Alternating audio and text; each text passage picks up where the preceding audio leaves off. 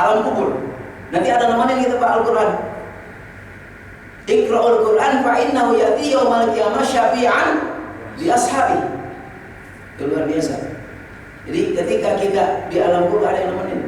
Malaikat datang nanya, siapa engkau? Aku tidak akan beranjak dari saudara kau ini, dari temanku. Silakan kau laksanakan tugasmu untuk menanya. Ketika ditemani kan kita kalau di alam kubur istilahnya sendirian. Tapi kalau ada yang nemenin jadi berani kita kan. Walaupun seserem apapun yang nanya kita biasanya gitu. Tapi ketika kita ditemani, ada mental kita jadi kuat. Apalagi yang nemani udah ganteng, wangi, itu Al-Quran yang kita baca, nemenin kita. Subhanallah. Belum anak kita baca doa, belum anak kita baca Quran, ya, menemani ayah dan ibunya, masya Allah, dengan doanya itu, ya. Maka dijelaskan ini, wa qara'al Quran fa utiya bi fa'arafahu fa qala. Kemudian Allah bertanya kepadanya, ma amilta fiha? Apa yang kau telah kerjakan ketika di dunia? Qala ta'allamal ilma wa 'allamtuhu wa qara'tul Qur'an fika lil Qur'anil. Ya. Aku telah belajar, kemudian aku mengajarkannya.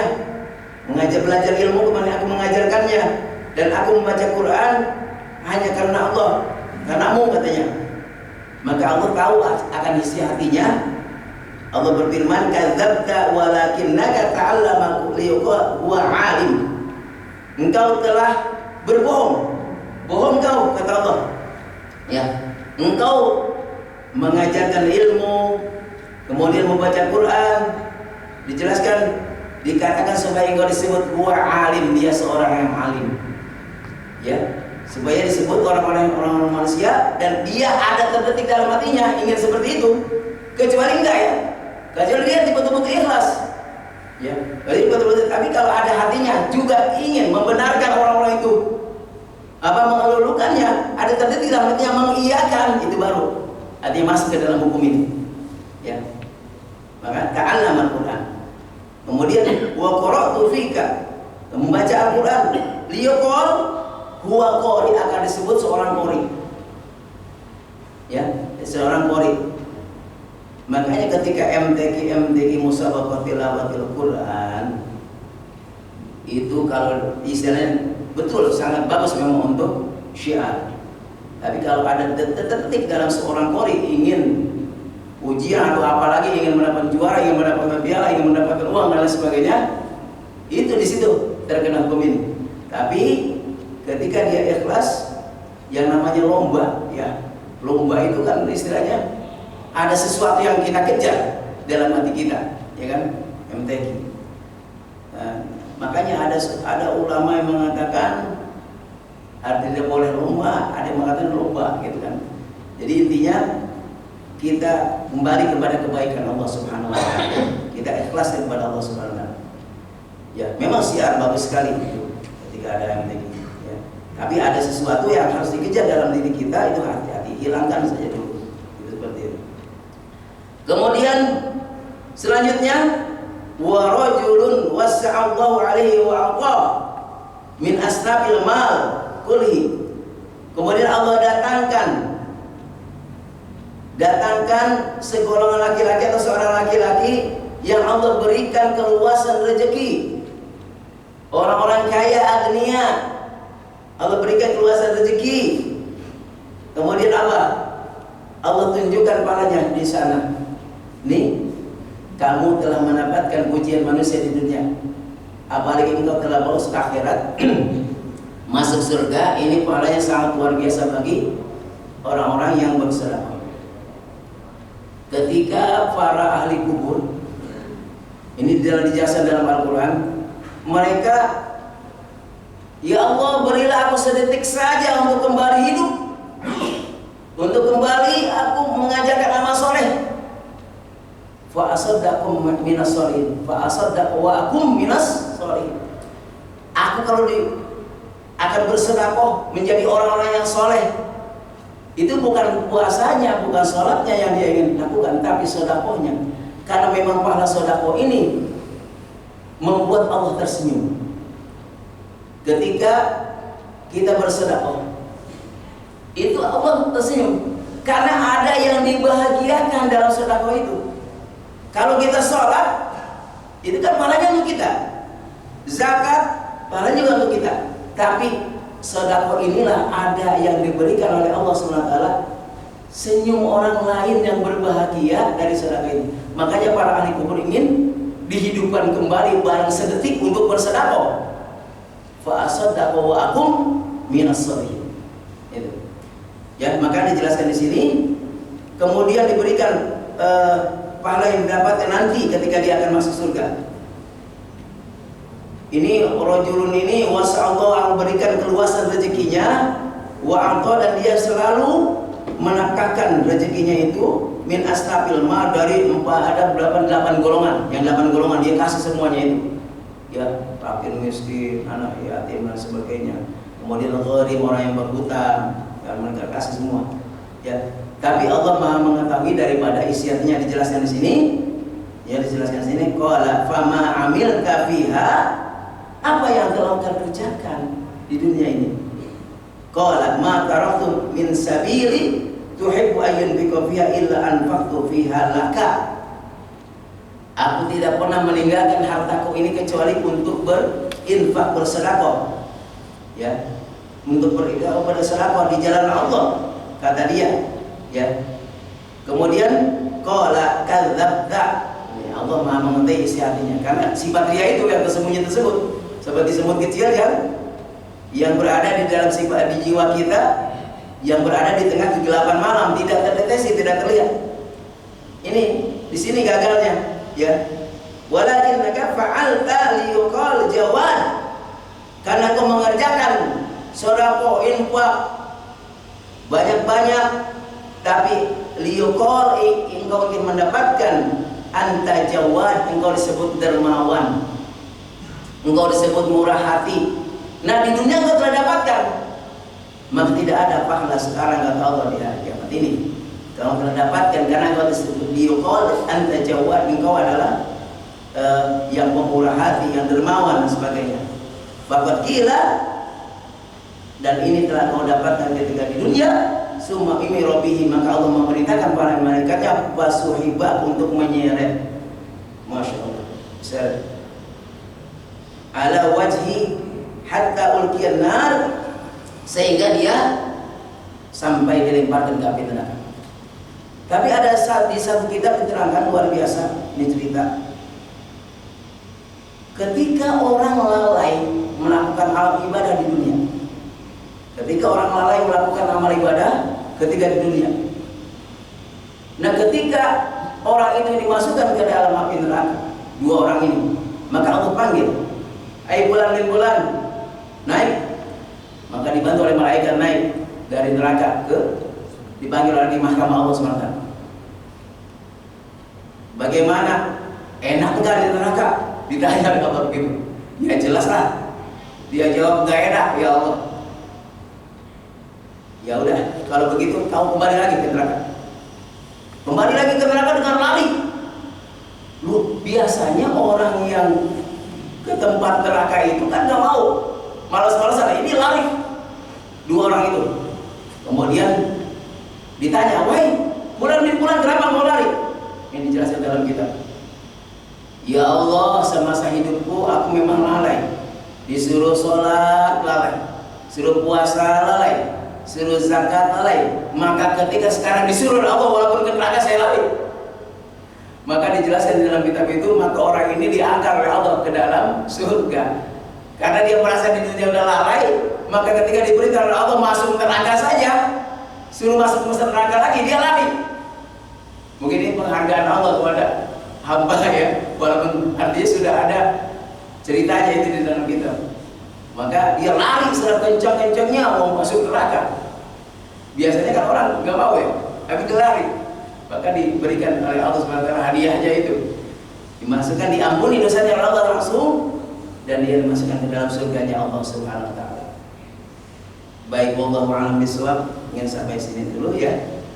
Ini sifatnya nanti kita lanjutkan. Ini continue. Insya Allah ada kitabnya, ini kitab Irsyadul Ibad. Kalau misalnya nanti kita kalau ada apa namanya proyektor, ya pakai proyektor supaya lebih jelas lihat. Fotokopinya jadi terbatas, insya Allah nanti saya akan fotokopikan juga yang banyak kalau misalnya kita lanjutkan bab berikutnya. Wallahu a'lam bishawab. Bapak sekalian, terima kasih Pak Budi, silakan. Baik, kita telah menyimak kajian hari ini tentang pembahasan kitab Irsyadul Ibad, khususnya dalam bab riya. Begitu kepada para jemaah, Bapak Ibu yang mau menambahkan atau bertanya, kami persilakan. Ada yang mau bertanya? Pak Umar? Tafadhal. Assalamualaikum warahmatullahi wabarakatuh. Waalaikumsalam warahmatullahi wabarakatuh. Tanya mengenai apa dia saat itu ada ujub juga Ustaz, gimana itu Ustaz? Perbandingan antara penyakit dia kecil dengan ujub Ustaz. Terima kasih Pak. Ya. Bisa diulangi Pak? Sedih. Baca ya tadi. Ada penyakit hati yang ujub gitu Pak. Oh. Iya baik. Di dalam jadi ada di dalam hadis dikatakan yang akan merusak amal di antaranya ijabul mar'i bi nafsi, sifat ujub manusia dalam dirinya. Ya tentunya ini sifat inilah yang merusak amal ibadah kita. Perbedaannya dengan syirik kecil ini hampir sama, ya. Tapi ujub ini lebih umum. Lebih umum kepada artinya bukan hanya sekedar amal ibadah saja, pada pekerjaan-pekerjaan bersifat duniawi juga masuk ke dalamnya. Tapi kalau riya ini adalah sifatnya kebanyakan khusus ke dalam ibadah amal soleh. Jadi perbedaannya ujub jelas itu sudah dilarang oleh Allah Subhanahu wa taala, karena dalam hadis sahihnya ada salasun muhlikat, ada 3 yang merusak daripada amal ibadah kita. Yang pertama adalah syahwatun muttabi'atun. Jadi ada keinginan yang dituruti. Keinginan itu artinya keinginan negatif.